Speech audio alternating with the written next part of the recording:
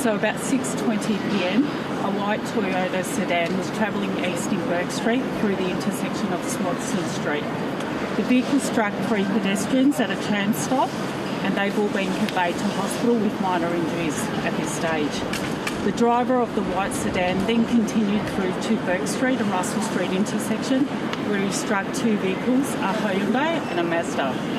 The driver of the Hyundai is deceased, and the occupants of the Mazda have been transported to hospital with minor injuries. There were 2 occupants in the Mazda. 2 members came out of the Melbourne East Police Station and they quickly arrested the driver of the Toyota. A 26-year-old male from Melton West is currently in custody and is undergoing a mental health assessment. I can assure the community that there is no ongoing threat and the area will remain closed while the investigation continues. At this early stage, there is nothing to suggest any terror links. If anyone in the area has dash cam or there are witnesses that can assist us, if they could please contact Crime Stoppers. That's all we have at this stage. Is there any idea? Pardon? Motion? Not at this stage. We're doing a mental health assessment, so we're just obviously doing further investigation. Is there anything to suggest that vehicle was speeding?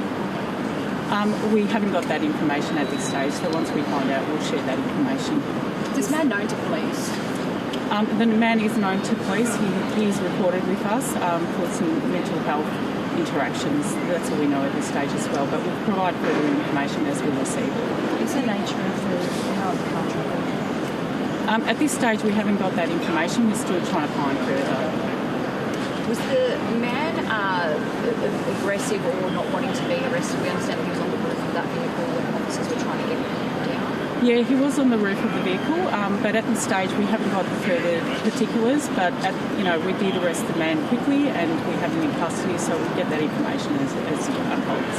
Was he armed on drug and alcohol testing as of yet?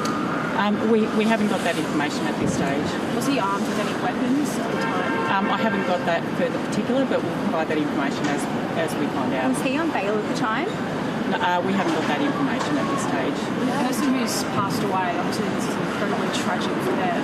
Are you able to tell us a little bit more about that person? Was it male, female, their age? We haven't got that information, but at this early stage. But once we find out, we'll share that information. And confirming they were the only person in that particular car? Yes, correct. There was only one person in that vehicle.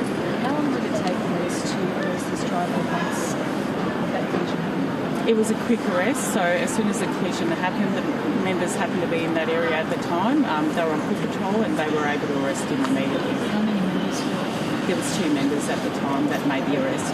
And just to confirm, the person who passed away was in a vehicle, not a pedestrian? Yes, correct. The person was in the vehicle, so it was in the Hyundai. And how many cars were involved in the collision? A total of 3. That's including the vehicle that the alleged offender was in, and then obviously the 2 other vehicles that he struck. So one with the deceased, and then the Mazda with the 2 occupants were currently at the hospital with minor injuries. Were bystanders able to render any assistance? We're hoping they will, so if they can contact Crime Stoppers, if they've got any information or if they've even got dash cam, that would be helpful. When there's a bit of phone vision circulating, there were, as Penny said, people, passerbys who stopped to assist those on the ground, the ones that have been conveyed to hospital. Is there a thanks from Victoria Police to them? Oh, absolutely. So, in any of these situations, it's obviously, critical that we get assistance where we can. We're obviously very grateful for the people who've rendered assistance, and we'll also be speaking to them and offering support as we can as well. The people who were injured, pedestrians, how many were there? There was 3 pedestrians in total, and they've all been transported to hospital with minor injuries at this stage. And can we just reconfirm what intersection was that happened? Well, the intersection was Bourke and Swanson Street, where the 3 people with injuries were struck, and then obviously the next intersection was Bourke and Russell Street, where the vehicles were struck. How long do you expect this to be a crime scene before traffic stops?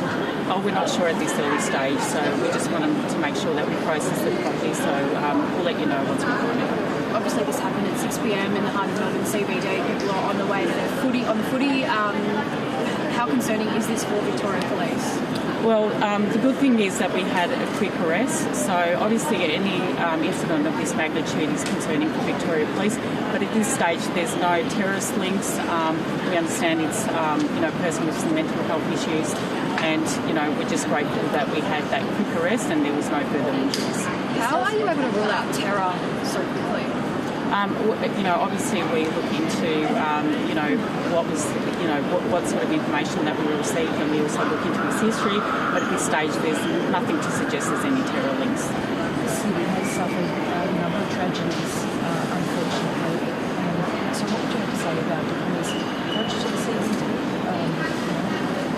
The fact that these patrols were even required, does that indicate that the police are particularly focused on something? There's always a focus in making sure we have a good police response in the CBD. I'm just really grateful that we had the two members there who were able to effect a quick arrest, and hopefully we continue to support the city and have the police out there and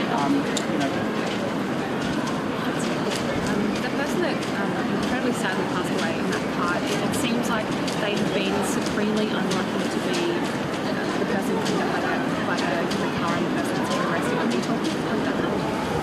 I mean, it's unfortunate whenever something of this magnitude occurs, and unfortunate that that person was at that time at that particular point. So heartfelt condolences to the family, and we're working through that at the moment as well. And can you tell me what it's like for your police officers to have yet another significant incident that they have to respond to just outside of their police station? These things are never great, so welfare is always a consideration for us, so we'll provide that support to those members. And sorry, I know you've already said this several times, but just to confirm, the three people that were struck by the car, were they at a tram stop on Swanston Street, or were they just walking up Swanston Street? I haven't got that detail at this particular time, but they were definitely walking, they were definitely in the vicinity of the tram lines. Any kids injured? I haven't got that detail at this point in time. Can you give us any information about the injuries that these kids suffered? I haven't got the details of the injuries. We know they're just minor at this stage, and obviously at the hospital and being treated at this stage as well. But once we get that information, we're happy to share that. Were there any reports of an erratic driver leading up to the car crash?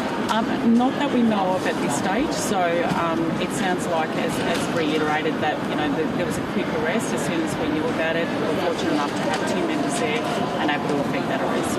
Making an estimation from the beginning of the incident to the incident? I haven't got that specific detail at this early stage. And have you got the distance from when those pedestrians were hit by the car to when it finally collided with those two other cars on a Bourke? How far that is? It wasn't a significant distance, but I haven't got the actual details. And the three pedestrians that were struck, their injuries, you said they were minor? Yeah, correct. And it's just three pedestrians? Yeah, three pedestrians at this stage. And the vehicle the alleged offender was driving in, was that a stolen car? We haven't got that detail at this point in time. And so the repetitions were who was involved in the other part, their condition? There was two people in the other vehicle, so that was in the Mazda. At this stage, there were also minor injuries. Have police had a chance to go through the alleged offender's car, and if so, what have you found? No, we haven't had that opportunity yet.